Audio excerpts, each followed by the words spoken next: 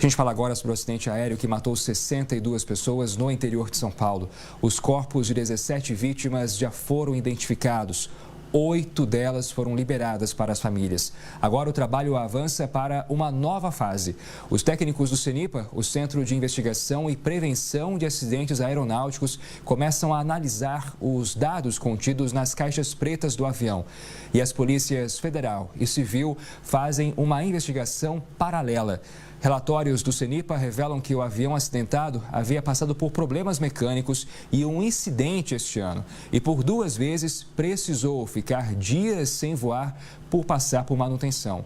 Para analisar esse caso, a gente faz conexão com o professor do Departamento de Engenharia Aeronáutica da USP de São Carlos, James Waterhouse. Professor, boa tarde, bem-vindo aqui ao Conexão Record News.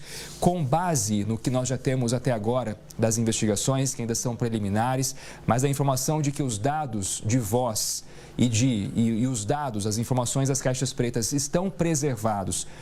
E com base na sua experiência, qual é a estimativa, professor, para uma investigação complexa como essa? Daqui quanto tempo a gente pode ter alguma coisa mais relevante sobre o que de fato aconteceu? Boa tarde. Os dados das caixas de dados, que são as vozes e os parâmetros de voo, foram obtidos de forma exitosa. Não significa que a investigação será rápida, porque tem uma série de fatores ainda a serem investigados, uma engenharia forense, porque eventualmente você tem múltiplas causas, vários fatores contribuintes para um acidente. Então, não se pode culpar apenas um fator que eventualmente apareça nos gravadores de dados, sem antes investigar todos os outros fatores que são possíveis, como, por exemplo, falhas de motor, como, por exemplo, falhas de hélice e diversos outros fatores. Então, eventualmente, o gravador acuse um sintoma do avião que pode ter sido causado por mais do que o gelo, ou, por exemplo, o gelo associado com uma falha de controle, de comando do avião, uma falha mecânica ou qualquer outra coisa. Então, com essa complexidade de fatores, nós não podemos e nem devemos esperar uma investigação extremamente rápida. Investigações como essa demoram meses e, eventualmente, até anos para terem uma causa raiz muito bem elucidada. Então, eu diria que nada pode ser esperado nem em caráter preliminar antes de um mês de investigação. Professor, a gente tem acompanhado, claro, após esse acidente e o que deve ser investigado também, uma série de reclamações de usuários que já tinham, inclusive, andado nesse mesmo avião acidentado em relação à precariedade da aeronave, né? Alguma questão de banco quebrado, problemas com o ar-condicionado.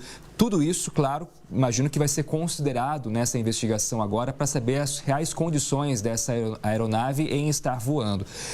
Como é feita a fiscalização em relação às aeronaves no Brasil? Existem agentes nos aeroportos que fiscalizam esses aviões antes da decolagem ou essa fiscalização é só a partir de uma denúncia, por exemplo? Como é que isso funciona? Existe uma legislação extremamente rigorosa quanto à condição da aeronave, quanto à condição técnica da aeronave.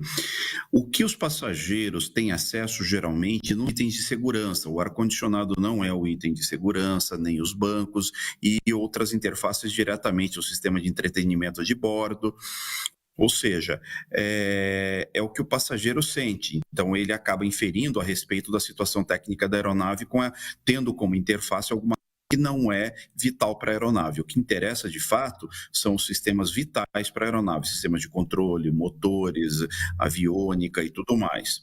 A ANAC faz inspeções, a ANAC, nesse sentido, é muito atuante para várias empresas de linha aérea, eles têm toda uma forma e uma sistemática para fazer inspeções periódicas nos aviões, eventualmente inspeções também podem ser inspeções surpresas em aeroportos e tudo mais. E também eu devo destacar uma coisa que pouca gente conhece, que é o fato de vários aviões poderem voar com itens inoperantes. É possível você voar de forma segura e legal com algum equipamento inoperante e deixar para você fazer mais tarde. Então, nem por isso o avião não está aeronavegável, não está seguro, porque o avião tem redundâncias de equipamento equipamento, tem uma série de equipamentos que eventualmente sequer sejam necessários para aquele tipo de voo. Ou se são necessários, você limita a operação. Então a aviação ela é feita com uma série de protocolos de segurança. E para muitas vezes para o público leigo, dá a impressão de que o avião está quebrado, olha, ele decolou com uma peça quebrada ou com isso. Não, isso às vezes acontece dentro, logicamente, dos limitantes de segurança. Não significa que o avião possa voar com algum sistema crítico e inoperante, não, nada disso. Existem sistemas redundantes que permitem, por exemplo, a operação com um dos sistemas inoperantes, por exemplo, né? Então, com isso, nós só vamos saber o que de fato, qual é a situação da aeronave através da investigação. E os passageiros geralmente não têm acesso a essas informações, né? Então é difícil a gente ter uma situação real hoje, né?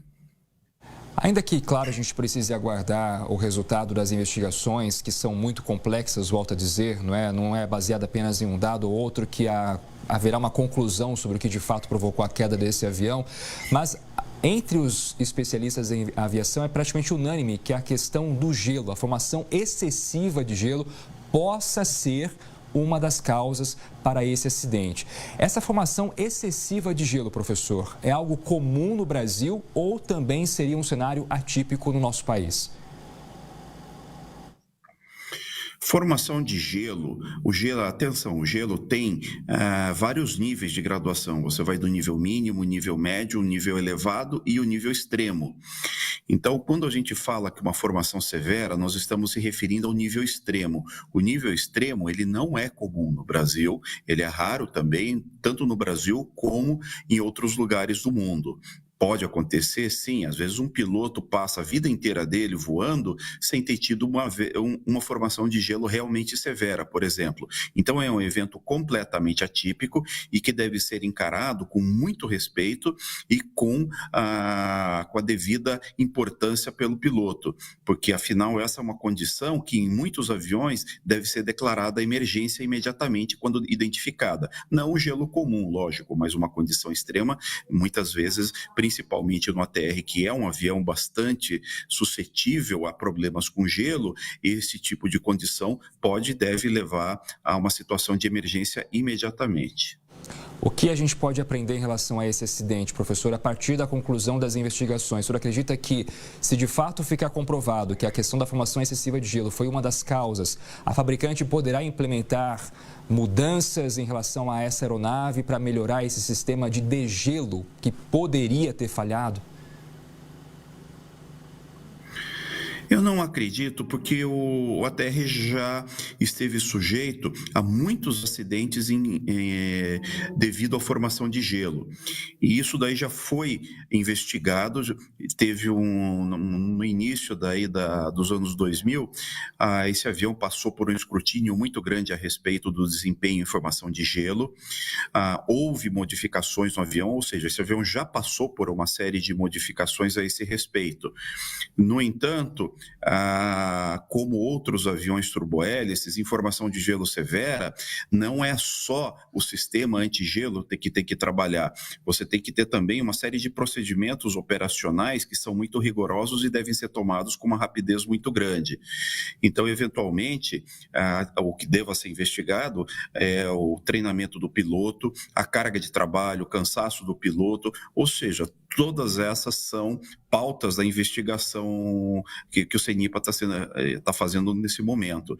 Então, não é só a parte da máquina, da suscetibilidade do avião, como todo essa envoltória. E, eventualmente, nós estamos passando, lembrando que nós estamos passando por mudanças climáticas muito grandes, também tem que colocar que pode ter havido uma formação de gelo naquele local, naquela hora, muito acima de todos os limites já vistos, por exemplo. Ou seja, são todas essas coisas fatos a serem investigados, fatores a serem levados em conta na investigação junto com outros, né? Mas quanto mais o tempo passa, mais aparente fica o fator gelo como o fator principal desse acidente. Professor James Waterhouse, muito obrigado pela participação do senhor aqui no Conexão Record News, nos ajudando a entender um pouco mais sobre esse trabalho de investigação que apenas está na fase inicial. Temos muito trabalho ainda pela frente para descobrir o que de fato provocou a queda desse avião. Realmente uma situação lamentável. Obrigado, boa tarde para o senhor. Boa tarde a todos.